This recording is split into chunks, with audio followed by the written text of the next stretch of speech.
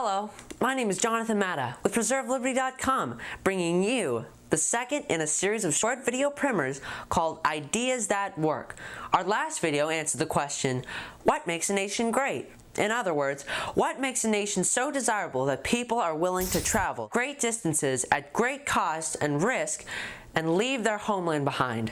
It is the liberty for the individual that makes a nation great, and a short study reveals three basic types of liberty. Religious liberty, the freedom to practice and share the faith of one's choice. Number two, economic liberty, the freedom to use one's time, talent, and signature to create wealth and use it as he or she seems fit. And number three, civil liberty, including the idea of the consent of the governed, which is the freedom to select our own leaders, to use the press and the media to peaceably assemble, and to redress or correct the government and still keep our heads.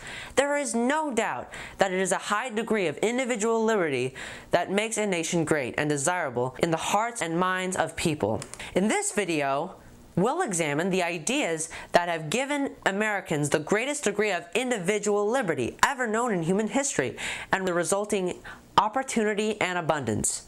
The founders, in the Declaration of Independence, clearly communicated that our rights and liberties are God-granted and inalienable, that is, not revocable by man, and that our Constitution protects and preserves our God-given liberty. But now, we're presented with another question. What are the unique principles found in our U.S. Constitution that protect our liberty, and what is their source? After George Washington led the Americans to victory, defeating the British at Yorktown in 1781, and received the British surrender in 1783, America had to create its own form of government. But America's Articles of Confederation were insufficient to serve as our permanent foundational government document.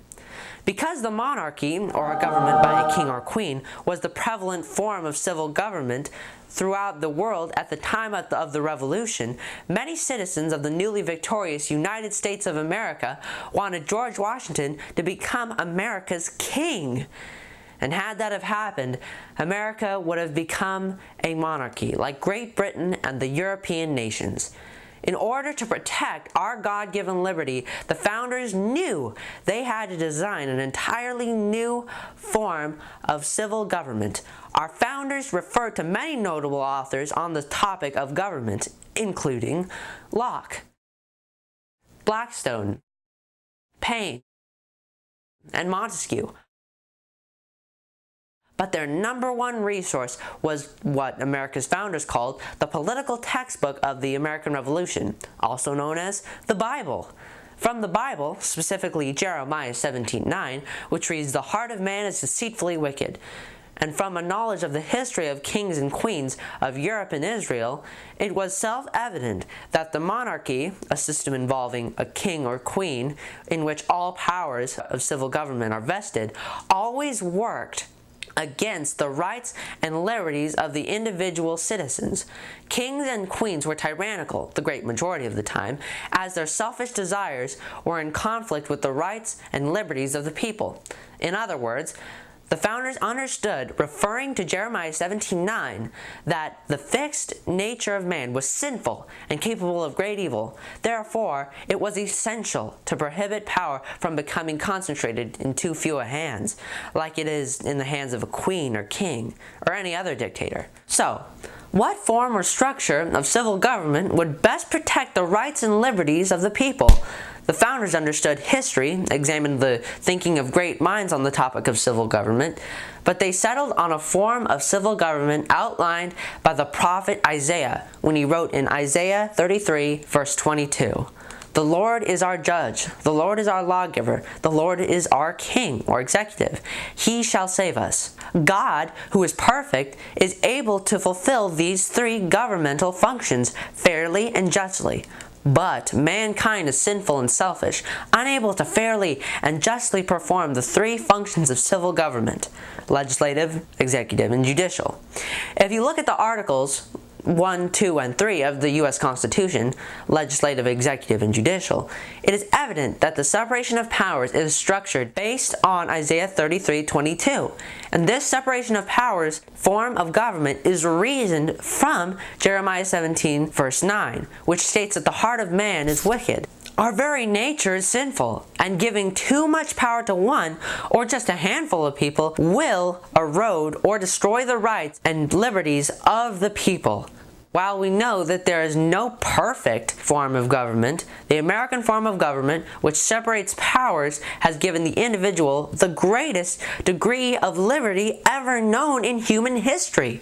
In addition to separation of powers, Isaiah chapter 33, verse 22, the unique American form of civil government embraces private property, free markets, Acts chapter 5, verse 4, consent of the governed, 1 Timothy chapter 3, federalism, which involves federal, state, and local layers of government, Exodus 18, verse 21, and other divinely inspired ideas that beget liberty, yet without any hint of theocracy or religious test or compulsion.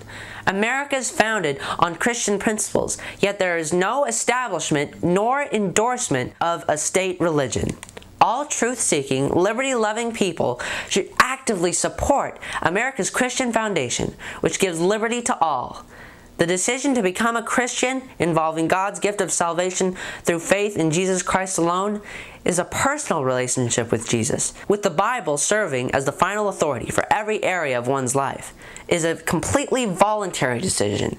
The more we understand about our God-given liberty and the way that our biblically reasoned Constitution preserves it, the more secure our liberty is. In fact, we must not only understand liberty, but we must take action to protect it by praying for our leaders, voting for candidates who support our U.S. Constitution and its biblical foundation, giving in support of these good candidates, volunteering to help elect those who honor the constitutional principles of liberty, and finally, recruiting other liberty-loving people to do the same. Remember, freedom is not free, and all of us who love liberty must be actively involved, always.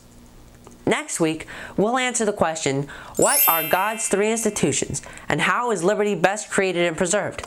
Until then, this is Jonathan Matta and my video production team, signing off. If you enjoyed this video, please be sure to like, subscribe, and click the notification bell to receive notification when we upload our next new video. Thanks!